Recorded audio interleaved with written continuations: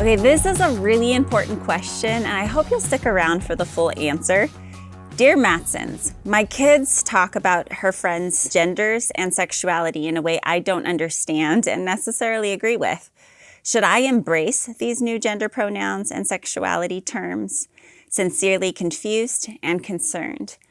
I think this question is probably speaking to a wide variety of confusion and concerns, and we just really want to help parents keep the main thing. So bear with me as I go over here to Genesis and start in the very beginning, that the temptation for Adam and Eve was, do you trust God in what he says about himself and what he says about us? At that moment, God said, you have all of this. I've created a beautiful garden, relationship with me, relationship with one another. And the temptation of humanity was, I want more. The enemy comes along and really pulls Eve to that place of God's withholding something from you. And in fact, don't you want to know more and eat of the tree of knowledge in good and evil? Or when God has given you everything, there's a pull for every single one of us to think, God must not have it right. Or he's maybe ill-willed or has ulterior motives, right? We doubt his goodness. And so at the core of every single one of our struggles, all of us, we are fighting for our identity in who God says he is and our identity in who he says we are. So that's the premise from which we're talking about this particular question. Yeah. Another principle, and it's a principle that informs how we approach this with our kids and with lots of parents and lots of people over lots of years now, is we don't want to lead people further into darkness or into confusion. And I think that principle is something that we have to hold with compassion, and we have to hold it with truth and with grace, kind of two guardrails that we're constantly trying to discern in our responses to people. How are we balancing this? Because God calls us to balance this like he did. We aren't going to do it perfectly. That's why we need some help, and we need to have help with each other and get some extra help sometimes, right? So what this looks like is, do you need to know all of and stay up to date on every definition that's being invented and thrown out there, and all of a sudden on the screen now there's a new pronoun and a new letter in the equation? No, you don't, because that's going to be impossible. There's hundreds of definitions now that are out there and just emerging all the time. I think what parents says that will encourage you is, as you are building into your kid and helping them to understand and have, as long as they've been alive, hopefully, who they are, again, who God says he is, who he says we are, who he says they are, you're forming the main thing.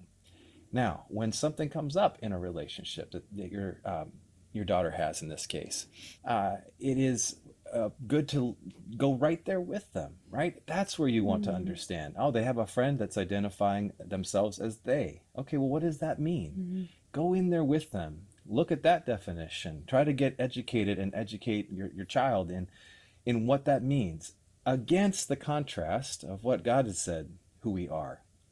And that brings focus in. So it loses its scariness. It loses its the fear that comes with this of making a mistake and so on and so forth. You're providing that context. You don't have to be an expert in everything that's out there. That's exhausting. That's terrifying. So just as needs come up in the relationships, and they're going to come up more and more and more, because this is the confusion abounds, and our broken world is searching desperately for identity. So first and foremost, help your kid understand who they are as God defines them. And as you do that, and as you affirm that in their lives as much as possible with your words as a parent, and what you see and notice about their worth and who they are and how he made them, they will be less inclined to give that up as they see the contrasts about what's happening out here. And even as they see in their own brokenness, because we all are broken in that way. That's why we need God. Well, and I just want to bring in being in the mental health field and working in Oregon in private practice for close to 20 years. The gender and sexual confusion and just the variety of what we see in our offices has been around a long time. It feels so new and intense for a lot of parents, especially around the country as things are shifting. But to be honest, at the end of the day, we put that in a category along with a lot of the other things that we're processing, from pornography addictions to self-harm and eating disorders. There's just a lot of different ways that we're trying to cope with our growing anxiety and a lot of the emotions and intensity that kids are feeling today in today's world post the pandemic. So having compassion for a lot of the variety of things that are showing up with your kids' friends, teaching your kids to be curious, that it's not, they don't have to hold it all with responsibility, but engage and be curious about one another's stories. So that's how we talk about it a lot with our girls. They have a lot of friends that identify in lots of different ways. At the lunch table would be a common conversation with everybody talking about their crushes, and it's very normal for our oldest to get asked, who's her latest crush? Is she like males or females? And for her to just say, hey, I'm into men, boys. I don't really have anybody right now that I'm interested in. And so teaching your kids how to answer for themselves, to engage, but have compassion to recognize there's a lot of complexity that everybody's trying to oversimplify in ways. And we want to say, stay curious, slow it down, get to know your kids, have the conversations, don't be afraid, but you don't have to be the expert, is what I heard you saying. Mm-hmm. Keep the main thing the main thing. Yep. Keep the main thing the main thing. Yeah. Yeah, and she's allowed in that around the table at the cafeteria. Yeah. Others are saying that their crush is of the same gender and so on and so forth. And she doesn't go in and make a statement about that. She just allows people to have their voice, but she's able to truthfully say what she is interested in and be gracious at the same time. Yeah. And the scriptures really challenge us to we're to clothe ourselves with compassion, kindness, humility, gentleness, and patience. So we don't have to speak for others and have our voice be theirs. They can have theirs. But if we know who we are, and if we are training our kids to understand and have that deep sense of rootedness and identity with who God says that He is, who He says they are, and they have that, they're less inclined to give that up as they grow. And that's what we're shooting for here. Not to panic, not to freak out, but to engage with. And we want to equip our kids. That's what we need to do. This is our greatest job, is resiliency. We're trying to embed in them. That's a really good point, the resiliency factor, to not increase fear. In fact, I hope your anxiety calmed down a little bit as we're talking and you're recognizing that this can be extremely controversial, even in the church and amongst Christians.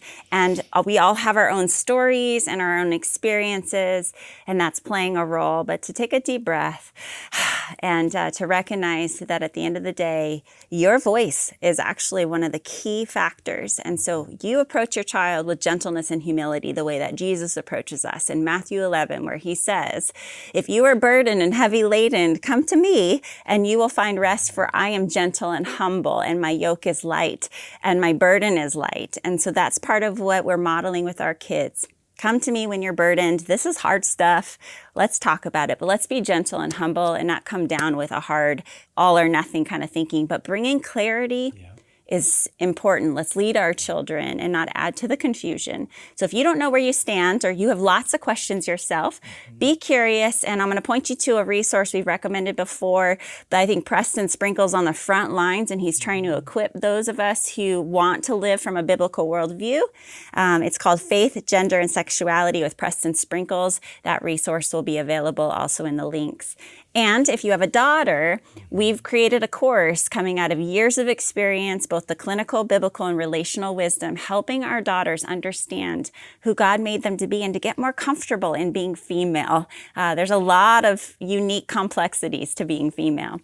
So go to cpguides.org and you'll check out our Helping Moms Raise Confident Daughter courses. There's 3 there, many more to come. I hope that's a great resource for you as well. And there's one last thing I'd love to say. I think it's really important.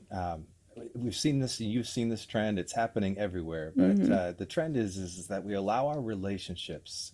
We allow our relationships with people who are identifying in their brokenness for all kinds of things to begin to slowly pull us away from the truth. And as we emphasize grace and the practical application of it, we cannot lose sight of both. We have to have both working together, truth and grace. And in many cases, we've seen it in so many ways. People really changing and abandoning faith because the relational pull is so strong with a person that they're close friends with, and is asking that person to make decisions to affirm in such significant ways that they change their beliefs.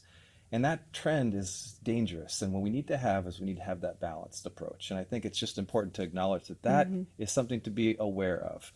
How are we living, and are we allowing influence to pull us away from core beliefs about who God says He is and who He says we are?